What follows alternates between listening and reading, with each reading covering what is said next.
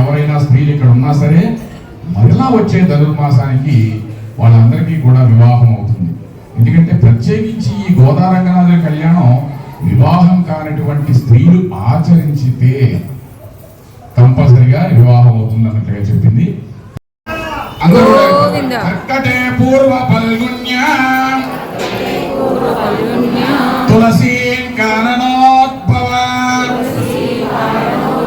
పాండ్యే విశ్వంబరాం గోదాం వందే శ్రీరంగనాయకి.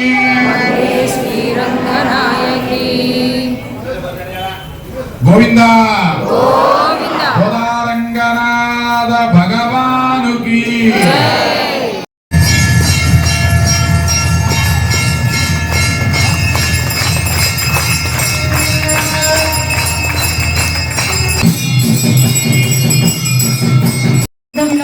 స్వామి పుష్కరిణీతడే రమయాయ రమణాయ వెంకటేశాయ మంగళం మంగళం తులసీ కారణోద్భవ పాండ్యే విశ్వంబరాం గోదాం వందే శ్రీరంగనాయకి. దేశిగణై చరందే